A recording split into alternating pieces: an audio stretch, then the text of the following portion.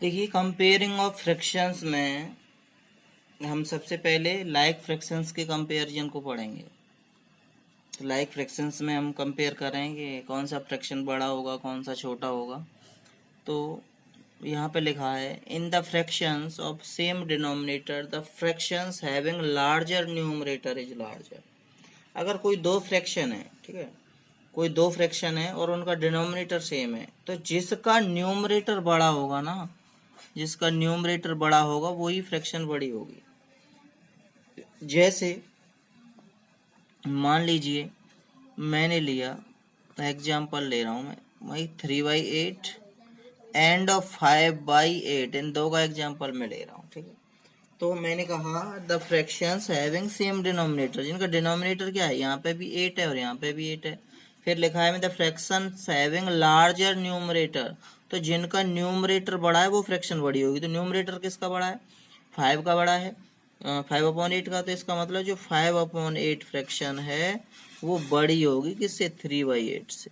ये इसका आंसर होगा, ठीक है। लेकिन ये आया कैसे होगा, चलिए देखते हैं।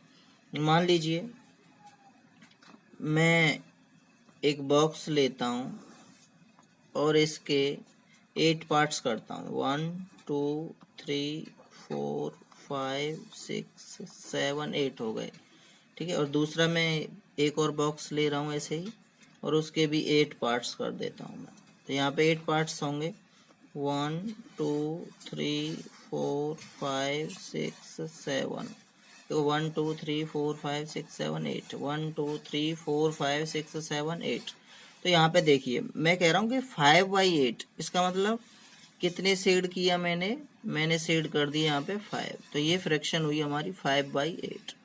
और यहाँ पे मैं कह रहा हूँ 3/8, तो 1 2 3 1 2 3 ये हो गया मैं 3/8। तो यहाँ से हम देख रहे हैं कि कौन सी फ्रैक्शन ज़्यादा भरी हुई है, कौन सी ज़्यादा शेडेड है। ये तो यहाँ तक शेडेड है, देखो यहाँ तक शेडेड है और ये यहाँ तक ही शेडेड है। तो कौन सी बड़ी है, तो ऊपर वाली बड़ी है ना। तो जिसका न्यूमरेटर बड़ा होता है वो फ्रैक्शन बड़ी होती है। अब हर फ्रैक्शन का तो हम फिगर बनाएंगे नहीं, ठीक है। तो इसलिए ये याद रखेंगे कि जब डिनोमिनेटर सेम है तो जिसका न्यूमरेटर बड़ा होगा वही फ्रैक्शन क्या होगी, बड़ी होगी, ठीक है। तो fractions having larger numerator is larger, ठीक है। और एग्जांपल करते हैं। मान लीजिए मैं एग्जांपल लूँ कि 7/10 और 8/10 विच इज लार्जर, कौन सी बड़ी है, कंपेयर करेंगे। देखो 7/10 और यहाँ पे मैं लिख दूँ 8/10। अब देखो डिनोमिनेटर सेम है, न्यूमरेटर किसका बड़ा है, 8/10 का। तो ये फ्रैक्शन बड़ी हो गई। इधर जिधर जो बड़ी होती है उधर मुंह खुलता है बेटा, जो फ्रैक्शन बड़ी होती है इसका मुंह उधर ही खुलता है। अब तीसरी है हमारी, मान लीजिए मैं और एग्जांपल ले रहा हूँ 11/24 या 13 दूध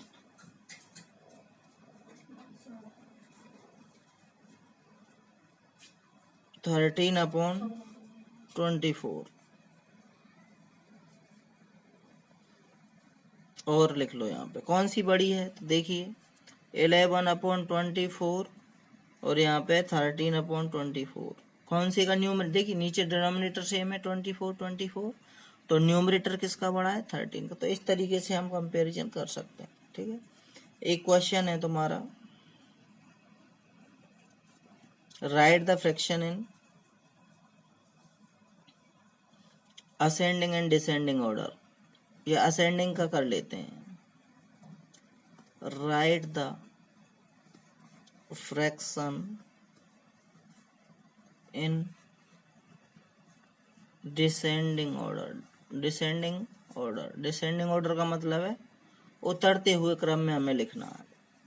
तो उतरते हुए क्रम में जैसे मान लीजिए मेरी फ्रैक्शन है यहाँ पे 1/8 है, 5/8 है और 3/8 है। तो डिसेंडिंग का मतलब तो जानते हैं आप, उतरना। डिसेंड मीन्स उतरना। तो सबसे ऊपर वाली सीढ़ी से हम नीचे की तरफ उतरते हैं। तो सबसे बड़ी फ्रैक्शन को हम सबसे पहले लिखेंगे। तो सबसे बड़ी फ्रैक्शन कौन सी है जी, 5/8 है, क्योंकि इसका न्यूमरेटर 5 सबसे बड़ा है। फिर कौन सी है जी, 3/8 है। फिर कौन सी है, 1/8 है। तो इसका मतलब सबसे बड़ी कौन सी होगी, 5/8 होगी, फिर 3/8 होगी और फिर 1/8 होगी। इन्हें उतरते हुए क्रम में लिखना, डिसेंड उतरना था, हमें घटते क्रम में लिखना था। ठीक है, एक और एग्जांपल लेते हैं। मान लीजिए कि हमने ले लिया 1/7, 3/7, 13/7 और यहाँ 11/7 इंटू 7/7। ये मैं एग्जांपल। अब इसे डिसेंड करना है, उतारना है। सबसे बड़ी फ्रैक्शन को उठा लेते हैं, 13/7 हो गया। इसके बाद कौन सी है, 11/7 है। फिर कौन सी है, 7/7 है। फिर कौन सी है, 3/7 है। और जो सबसे छोटी है 1/7। तो ये डिसेंडिंग ऑर्डर हो गया, एरो लगा दीजिए। ठीक है, इस तरीके से हम लाइक फ्रैक्शंस का कंपैरिजन कर सकते हैं, बहुत ईजी है।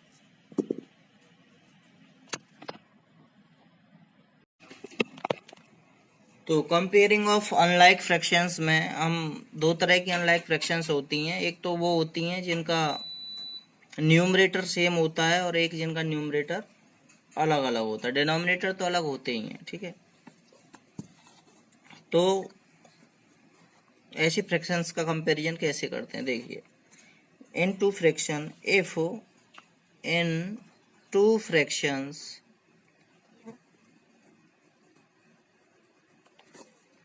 if in two fractions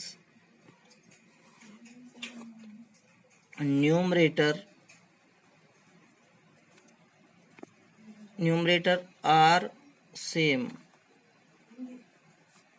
then fraction having smaller denominator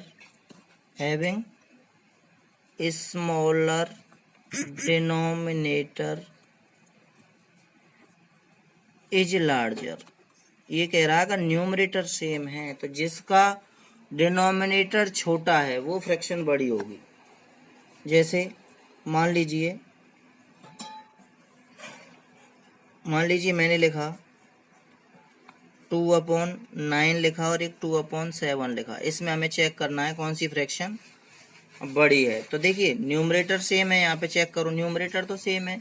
मैंने कहा है डिनोमिनेटर हैविंग डिनोमिनेटर स्मॉलर, जिसका डिनोमिनेटर छोटा है वो बड़ी होगी। इसका मतलब क्या होगा, 2/7 बड़ी होगी 2/9 से। ठीक है, जिसका डिनोमिनेटर क्या होता है, छोटा होता है, वो बड़ी होती है। मान लीजिए मैंने लिख दिया 1/3 और यहाँ पे लिख दिया मैंने 1/9। कौन सी फ्रैक्शन बड़ी है, तो कौन सी बड़ी होगी, डिनोमिनेटर किसका छोटा है, 3, तो 1/3 इज ग्रेटर देन 1/9।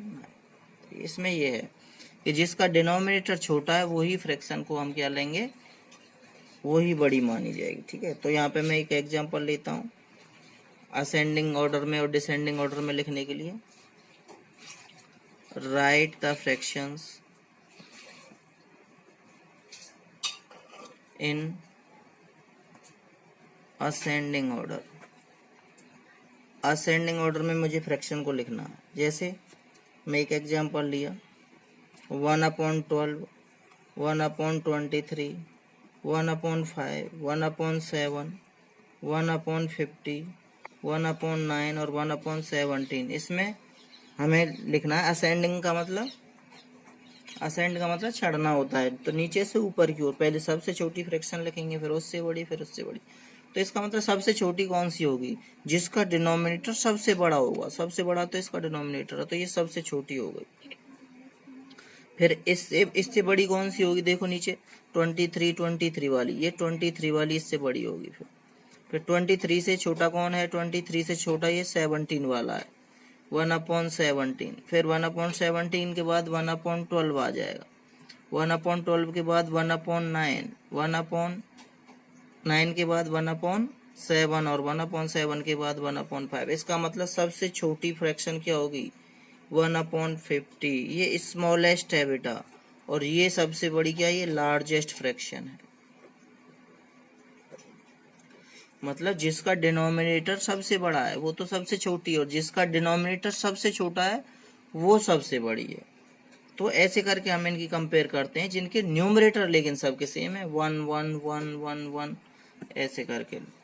ठीक है, तो अब एक टाइप रह जाता है हमारा कि जिनके क्या हो, जिनके डिनोमिनेटर भी अलग अलग हों और न्यूमरेटर भी अलग अलग हों, तो उनकी कंपैरिजन हम कैसे करेंगे। ठीक है, तो ये अगले लेक्चर में हम देखेंगे। आज के लिए इतना ही।